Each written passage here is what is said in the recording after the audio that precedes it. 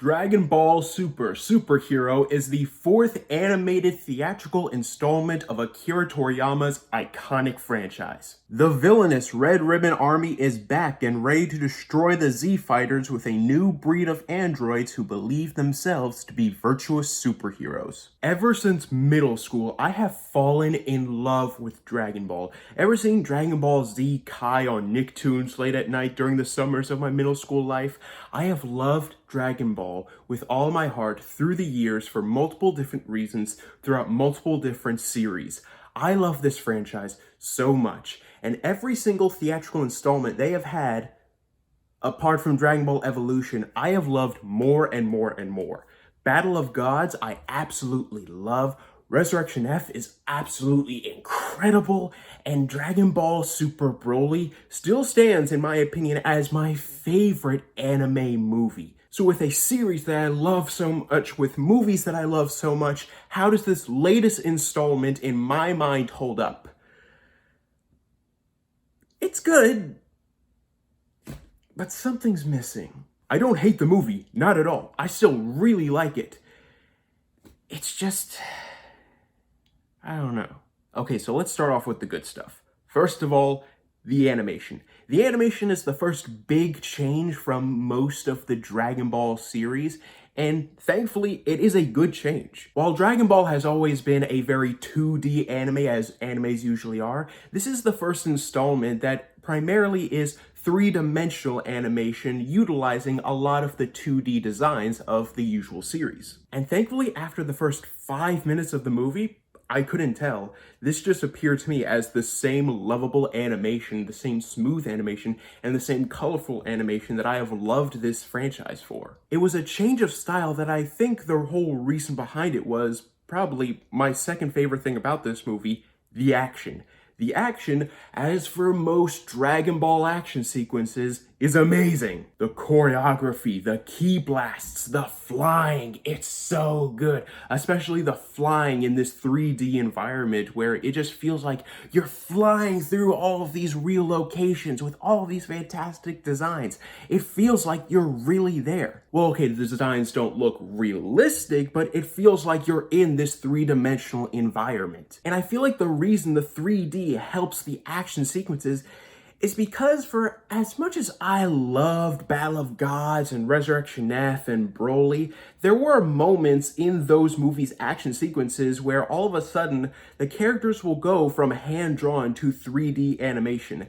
And in those times, it felt sort of awkward and sort of jarring. Here, because they're already 3D animated, it feels natural. So they're allowed to go all out with the action sequences and the animation. And when I say all out, I mean all out. This is the first time watching a Dragon Ball property that I felt the weight of some of these actions. I feel the ki blasts as they're being shot out. Hell, just seeing Shenron appear out of the Dragon Balls felt gigantic. This was the first time I was just in awe of that sequence. A sequence that I have seen time and time again. But in this movie, it felt big. And speaking of the overall style of the movie, it is very akin to the usual manga or comic book visuals that we have all come to know and love when it comes to usual superhero properties.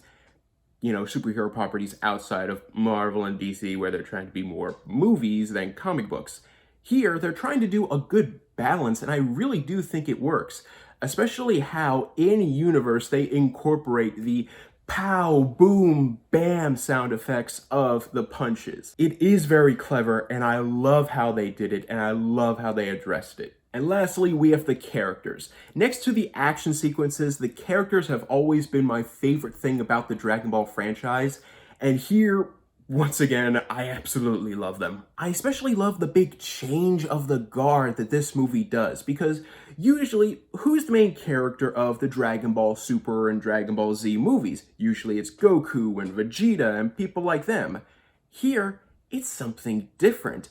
Piccolo and Gohan are the main characters, and Goku and Vegeta are pretty much sidelined throughout the movie. And even though I'm sure some fans might not like the fact that Goku and Vegeta, two of the best characters in all of anime and manga history, are sidelined, I do like the change, especially seeing Piccolo's very fatherly dynamic with Gohan, Videl, and Pan, especially Pan.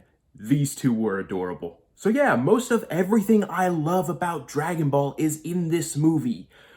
So why am I not saying that it's amazing? I do think there are a couple things. The first thing that comes to my mind is the exposition. There is a lot of exposition dumping thrown at you throughout this film. Don't get me wrong, there is a whole exposition montage of the Red Ribbon Army in the first 2 minutes of the movie, but to be fair to that, the Red Ribbon Army has not played a huge part in Dragon Ball since, mid-Dragon Ball Z? It is fair enough that they remind us of the significance of the Red Ribbon Army. But after that point, we pretty much get the exact same exposition dumping throughout the entire film. In the first 2 minutes of the movie, they explain to us the whole history behind the Red Ribbon Army and how Dr. Gero created the androids and how he created Cell. Yeah, sure, that's fine enough. But they keep saying that Dr. Gero created Cell and Cell and Cell and Cell throughout the entire film. I'm pretty sure there are like 3 entire tidbits of exposition thrown at you that, yes, these were the people that created Cell, including flashbacks to Cell. At one point, it just got annoying for me. Like, okay, I get it. I've seen the franchise. I know the significance of Cell. You've told me the significance of Cell. Stop telling me about the significance of Cell and just tell me the story. Plus, even though I'm fine with Goku and Vegeta being sidelined throughout this movie, it would be okay if, I don't know, maybe we got one quick scene showing where they were while all of this was going around. But this movie has the idea that we need a solid 15 minutes of multiple scenes showing how Goku and Vegeta are interacting with Beerus and Broly. 15 minutes of the movie is dedicated to that.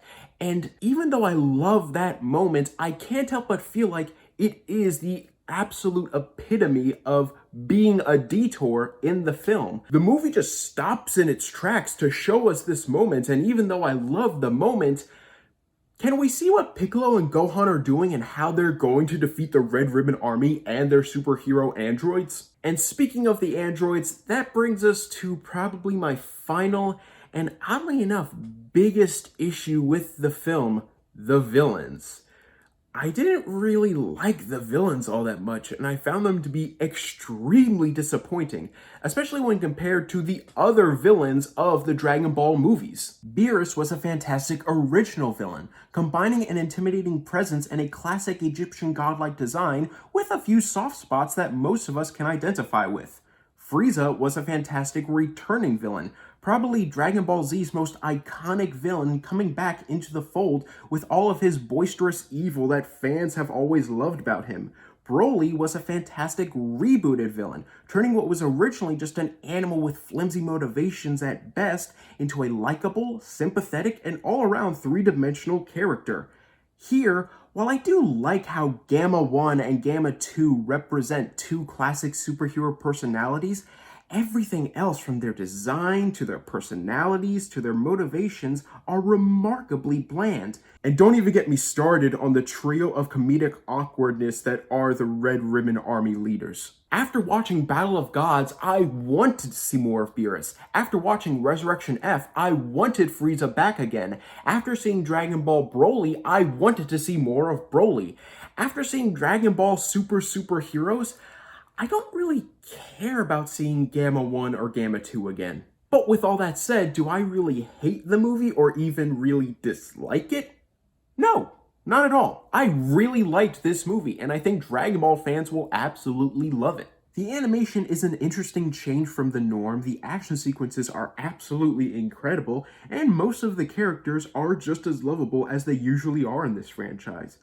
However, not only is the exposition dumping absolutely rampant and repetitive throughout the movie, but the villains are so disappointingly forgettable in a franchise well known for having great villains. Do you remember the old direct-to-DVD or direct-to-VHS or direct-to-TV Dragon Ball movies that weren't canon and were so boring and bland and repetitive from the actual other canon source materials most of the time that you're kind of glad that they weren't canon.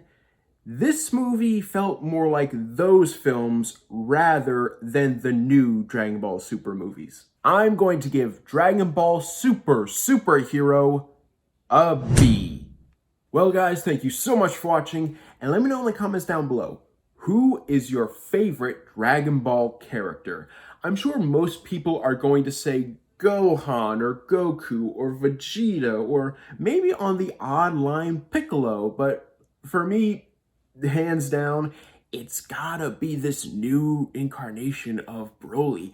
I absolutely love him as a character. I love him as a villain, and I really want to see more of him as a good guy. Thank you guys so much for watching. You guys are the best, and don't forget to click subscribe and click the bell icon down below to stay up to date on all things movie, all things TV, all things nerd.